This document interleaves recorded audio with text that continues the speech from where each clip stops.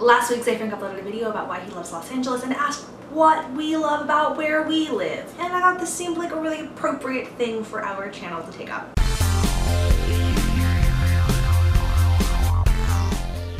feel like I could answer this question for nearly every other place that I've lived much easier than this, which is to say that I could produce an answer that is personal but still much more accessible. And by accessible, I don't mean that my answer is relatable, but that my answer would maybe make other people think that that place is awesome. But the thing I love most about LA is that it's home. LA is one of those cities that a lot of people seem to love to hate. People who live in LA also really love to hate the Valley, which is where I grew up and where I live now. And when I first came back, I kind of fell into that trap too. Like, I was really adamantly opposed to the idea of living in the Valley again. I think part of the reason is that I had this idea in my head that I could geographically demarcate the space of my childhood and the space of my mid-20s. You could look at a map of LA and say, aha, here is the land of bike riding and video games, and here is the land of more video games and also drinking, tied to this sort of ridiculous film and television inspired version of my majestical 20s. But more importantly, it's predicated on this belief that geography is somehow going to define what this experience is. Last night I drove back to my old neighborhood for the first time in years. There's nothing there besides houses, so I have no reason to go there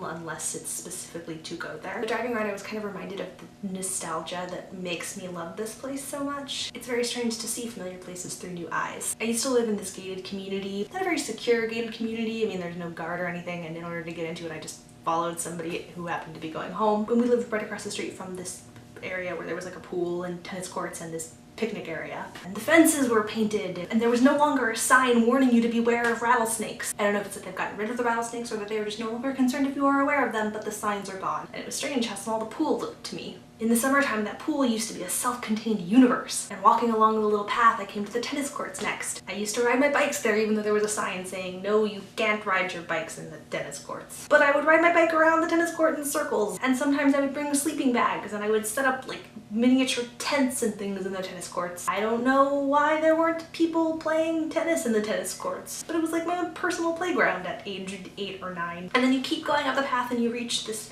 picnic area thing that's not actually lit up at night. And I laughed because middle school me never would have been foolish enough to go to the picnic area without a flashlight. But there I was without a flashlight. And even though I couldn't really see, I could tell that things were a little bit different. There were plants there that weren't there before. And I was thinking about all the places that I used to go exploring. Basically like drainage areas and things, but that was my universe. That was my entire world when I was younger. You think of a valley like, you know, it's like a bowl, right? It's like up. We lived up here, so you could see the whole valley down from this picnic area place, and it was my favorite thing in the whole world. To my 9 or 10-year-old self, looking out at the valley from that vantage point was the prettiest sight in the entire world. And I was feeling a little bit unsettled and anxious about how dark it was and how I didn't really know where anything around me was, and how I remembered from my childhood that there's supposed to be all sorts of random animals running around in that area, and this odd feeling that I had lost my sense of intuitive navigation of the area. Like, I've acquired all of this new knowledge of the world and it's gotten so much bigger, but I've lost sense of the finite details of what used to be my entire world. Still, thinking about all of that and looking out at that site, I still think it's one of the most beautiful things in the entire world. I don't know that anyone else would agree with me or, you know, share my reverence for it or whatever, but everything that I just said, I don't know how to compound all that into a single sentence, but that is what I love most about where I live.